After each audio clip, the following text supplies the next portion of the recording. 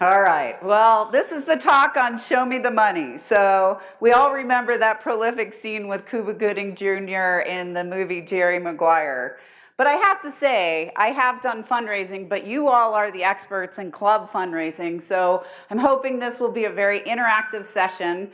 I've loved at convention being able to be a part of best practices seminars. And so I'm going to share a few tips and tricks. And then what we're going to do is really open up the conversation. So basically, I need to use my, there's the two highest level fundraisers that we have in this country are swimathon and swim meets. Believe it or not, those are the two ways that most of our clubs in this country make their money. But we have some other ideas we want to share, and we want to get your ideas too. So Beyond the Bake Sale, it was the title of the talk. I don't think many people are doing bake sales anymore, but I think it's really important to take a look at what are some high-level tips to fundraising. I think first and foremost, always never do more than 2 fundraisers per year. Otherwise, you just max out, and it's just not going to be effective. We also say a best practice is that one fundraiser should bring in at least 10% of expenses. It doesn't always happen, but what the point behind it is that you want to put your maximum effort into 1, maybe 2 fundraisers per year. I think it's important to get to know who your audience is. Who are you selling to? Sometimes we forget to ask that question. Are we selling to the parents? Are we selling to the grandparents? Are we selling to businesses in town? Are we selling to community? Are we selling to sponsors? Let's make sure we clearly articulate our audience before we get started. I think the other thing is get creative. We all know how effective the most creative fundraisers can be, but I think most importantly, it's about having fun. We all remember the ALS water bucket challenge from last summer. Obviously, that stood out in the crowd. Also, start early. No one likes it when all of a sudden you're saying, I have 2 days left, please make a donation. Then some other tips continued are set a high-level goal. Let everyone on your team know what your goal is. We have this little thermometer on this page because it's great to be tracking. Let people know what your results are. I wrote down team. We're all about swim clubs, swim teams. Everyone knows team stands for together, everyone achieves more. Really use it to motivate your parents, use it to motivate your kids by setting a high-level goal that they know will be going towards a purpose that will help the club. Add social media to the mix. Y'all have been learning tips and tricks while you've been here about social media. Maybe there's ways to expand your reach of your fundraisers. There's ways to acknowledge winners for fundraising goals. There's a way to motivate swimmers and parents along the way. Really use social media. This one you'd think would be so basic, ask, ask, ask, but believe it or not, for some people, this is the hardest part of fundraising. And now with tools we can use online, it actually becomes much easier. But what we've learned is, and working with the foundation, is that sometimes it takes 7 times for someone to ask before someone will give. I think we've all heard that rule, and we want to be really, we really want to acknowledge that you got to keep asking. Customize your letters and your web page. I think the great thing with online media now is how easy it is to be able to customize your fundraising pages. It's also easy with modern technology if you're still using a letter system or even doing emails. Say, hey mom, hey grandma, hey Debbie, hey Bob. It makes people more willing to give when you personalize it. Stay focused. I think the easiest thing is when you're in the middle of a fundraiser, you get caught up in another event. Maybe you're hosting a swim meet. Maybe there's big events happening. You really have to have someone that's driving it and keeping people focused on the outcome. Also, and this is the one that for me is one of the most important because it's really not about your current fundraisers, it's about your future fundraisers. Write a personalized thank you. I think that's a really key point. There's nothing I hate worse than getting To whom it may concern, thank you for your $50 donation. Just having a little personalized note really helps. So we're going to talk a little bit about swimathon and swim meets, and then we'll get into some of the other ideas. I think, why swimathon? Why is it working in this country? And first I want to ask to everybody here, raise your hands if you do a swimathon. Has it been successful for you? Keep your hand up if it has been successful. So you can see from those people, I'm not sure if anybody put their hand down. If they did, we'd love to chat with you afterwards, and maybe some tips here can help you be more successful. It's the #1 swim club fundraiser in this country, and just this last year it raised more than $6 million for swim clubs in this country. 95% of the proceeds go back to help support the swim club, and 5% or more goes back to help support the USA Swimming Foundation. I want to point out here, this is the Rose Bowl aquatic team. They raised $122,000 this year, the highest amount in the country. They also ended up winning our swimathon contest, which I'll get into in just a second. I have to acknowledge the Woodlands. They just did their very first ever swimathon and raised over $80,000. But it's important to note, some teams, smaller teams, raising $10,000 becomes a critical point for making your budget. So it can be at whatever level you want, but we have some great tools to help you be successful. You know, it's interesting because people say, tie in a philanthropy into what you're doing with swimathon. And we think that's important too. And that's why we're hoping that people will talk about the USA Swimming Foundation. Our mission is saving lives and building champions. We provide swim lessons for kids around the country. We provide a national media tour to help educate people why it's important to learn to swim. And we also help support our national team.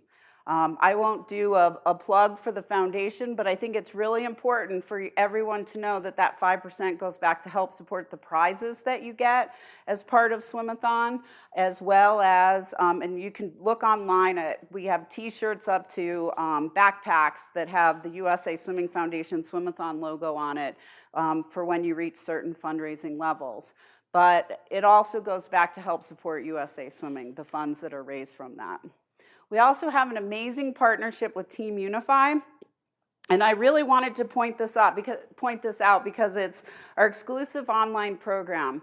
Clubs that have used Team Unify have actually doubled. The majority of them have doubled the profits that they've gone from a paper system to an online system. They have an amazing customized fundraising pages with, if you're on, I should say, is anybody here on Team Unify? They have a really cool lane line that goes across the page and it shows where you're tracking in regards to your goal, which makes it really fun and obviously very swimming customized.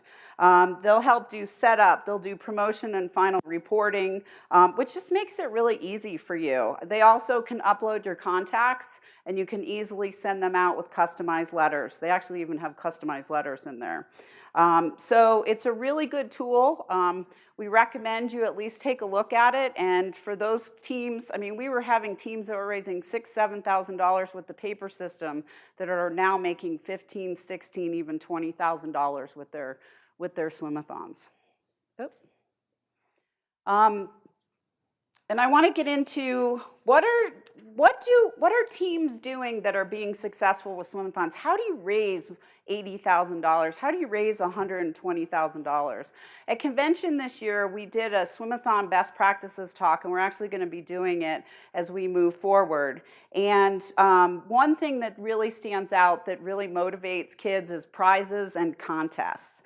Sometimes it's between groups, so your senior group versus your age groups. Provide weekly incentives, find little trinkets and give them to the kids. It's amazing what that will do. We've had people tell us that they do drawings. If a kid raises more than $100 or $500, their name's in there for an iPad, and then someone wins an iPad at the end of the swimathon. Incentives, teams gear you provide your own team gear. That's one thing we've seen be the most successful part of swimathons, is when teams provide their own branded gear that people can earn for reaching certain fundraising levels. We also have our own contests. We are sending Connor Dwyer out to Rose Bowl, in I think just a month or two. And Elizabeth Beisel is actually our national team athlete who's agreed to serve as our Swimathon ambassador for 2015. So check out the contest details on usaswimmingfoundation.org. We're also working, the national team alumni fall under the USA Swimming Foundation, and we're actually going to work to try to get national team alumni involved with swimathons. So if you have a national team alumni out in your area, maybe they'll come out and speak for 5 to 10 minutes. We've actually been talking to them about that, and they're very interested in being a part of that. I think the big thing too that isn't on here is themes. How do you do a theme around your swimathon? And then what you want to do is brand all your communication with that theme. So even if it's a Hawaiian theme or a track or a Greyhound racetrack or something like that, have your practices have themes around them, have emails, have decorations, have music. And prizes when you actually get to your day of competition, or when your day of your swimathon. We see pizza parties after it. Really make it a big event. Okay, next, swim meets. How many here do swim meets and raise money as part of what they're doing as fundraisers? I have one caveat. I spoke with Pat Hogan a couple weeks ago, and one of the things he said is swim meets are great. Just remember that first and foremost, it's about the quality of the meet and that you're providing a developmental opportunity for the athlete to be successful. So I just want to put that caveat out there and honor Pat Hogan with what he does with club development. But I think it's important to note there's lots of ways to raise money around swim meets: entry fees, sponsorships, concessions, merchandise booth. Teams can make 10 to 15% with their merchandise, Speedo, tier, and arena coming in. Also, the one thing that I was really surprised to learn, but Bill from Club Development really shared that 50-50 raffles are a big thing for swim meets and how many people are raising a lot of money. So we want you to be successful with your swim meets, and if anyone has some creative ideas, I'm going to ask you to share them in just a minute. Okay, but let's go beyond the bake sale. Find the ones, when I was talking to people, and I've done a little bit of research in preparation for this conversation, is that for the people who are most successful with these types of fundraisers, it's because that they're intrinsic, that fundraiser is intrinsic to your part of the country. And I said, well, what are some of the ones that work in your neck of the woods? I hear crab feeds, which are both East and West Coast, have been very successful, where it's a big community event every year, and that one surprised me. I was really interested to hear that. Bingo. In Alaska and California is really big. What we hear is there's even groups going in and volunteering to host for the swim team and giving the majority of the proceeds back to the swim teams to be successful with that. In the South, oranges, grapefruits, there's obviously that time of year when they're abundant and people can raise a lot of money doing that. And also we heard in Arizona, there's a lot of clubs that are actually working with spring training teams and working in their merchandise and concession booths and raising money that way for their teams. I know here my daughter is with Youth Symphony, and they're actually going to be working at World Arena for a bunch of events, parents and kids. So find those opportunities in your area. But again, don't spread it out so much that there's too many fundraisers. Find those ones that work the best for you.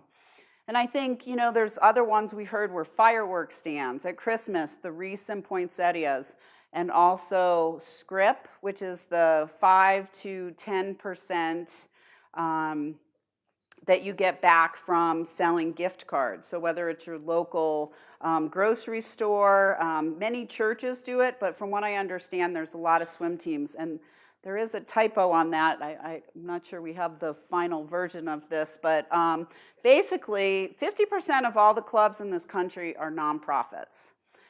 And what we found out through Giving USA and the Chronicle of Philanthropy is that of money raised in this country for nonprofits, 80% of those funds come from individuals.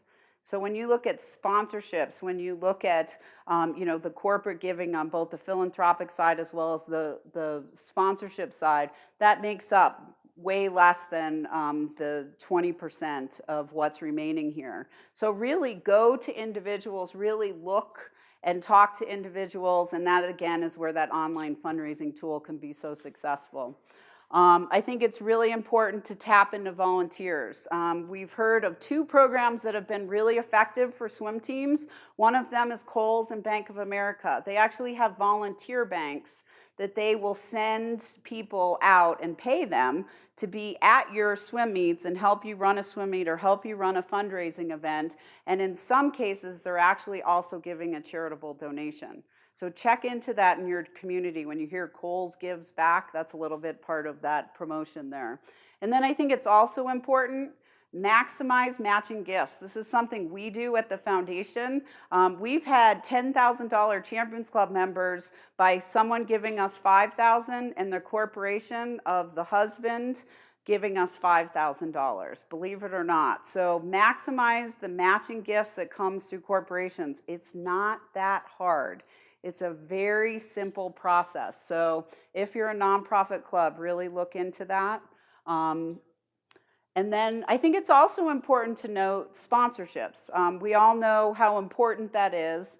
And just one example that we found pretty profound, we hear it might be happening in Texas too, but the Tucson Ford dealers got together and they're actually sponsoring a club in Tucson. I'm going to go back to my online giving, Team Unify Active, I Give. If you have an opportunity to raise money through personal fundraising pages, check it out. It's really important. I think silent auctions is another way, or galas some people are actually doing. Again, just putting them out there as ideas and ways that we've heard people have been effective at raising funds. So take a look at that and see if it works for your club. I think my final thought before I open it up to the group is really just to say it takes time. We started a silent auction 4 years ago and we just doubled the proceeds in the 4th year. But if you stay consistent, people know that that event is coming up, you really can build your own money tree.